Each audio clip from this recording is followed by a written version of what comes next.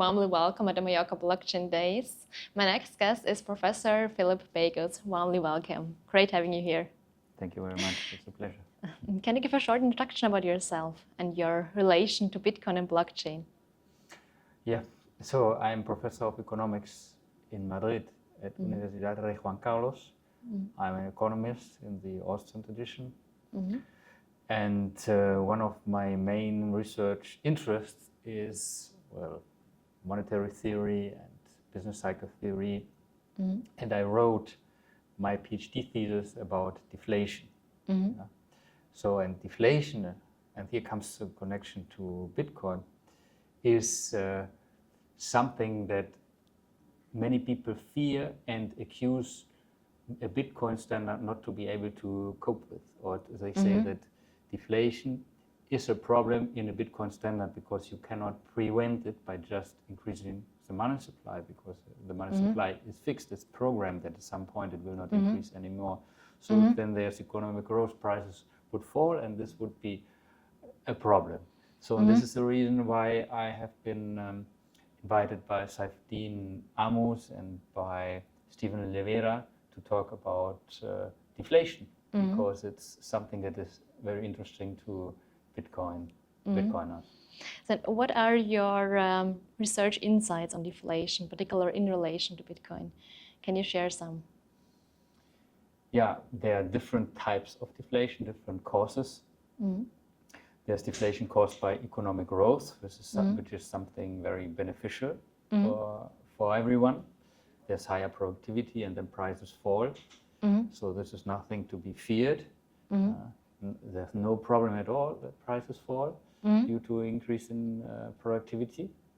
It just gives a social dividend to all members of society in form of lower prices. It's just a myth that it would be necessary to increase the money supply.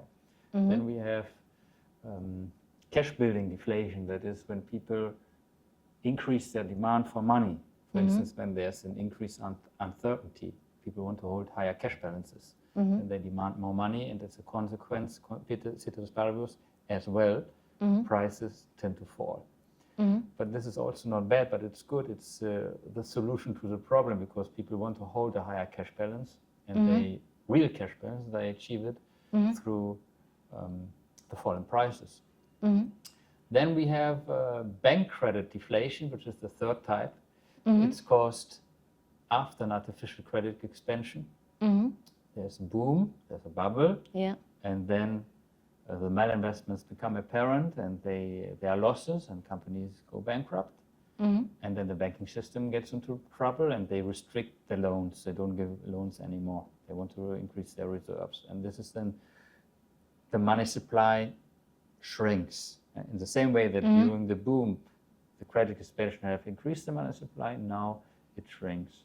So is this bad? Well, first of all, in a sound monetary system with 100% reserves, this could not happen, because banks cannot create out of nothing new loans. Second is, it's just the reaction of the bad thing, of the credit expansion. And third, it actually speeds up the recovery process, because the fall in prices leads to a quicker liquidation of the malinvestments that are liquidated. It's a cleansing effect. They liquidated quicker. And the first one, and this is the bad deflation, is deflation caused by the government, when the government confiscates money or taxes you and then destroys the money, which sometimes actually has been done. Now, these are the types. So you see actually free market deflation is not bad, but good. And then there are many arguments against it. They're saying deflation is bad out of several reasons. But if you look at them, the main cause of deflation is just redistribution.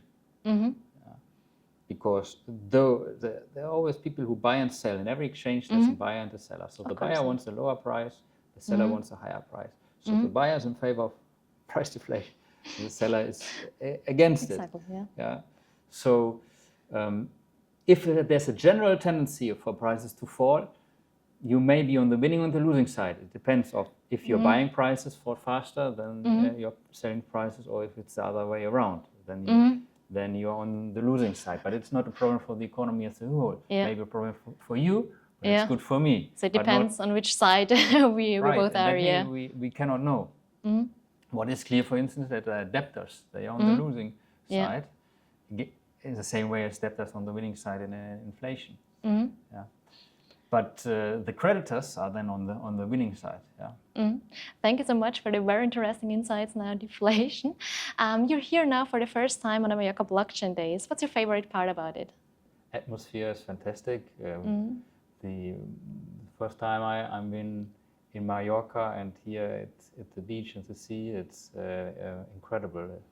It's incredibly beautiful to do such a conference. Thanks for the great feedback. I wish you now a lot of fun and a great time tomorrow at the second part of the conference and on Sunday on the boat tour. Thank you for the interview, and I hope that we see each other next year again.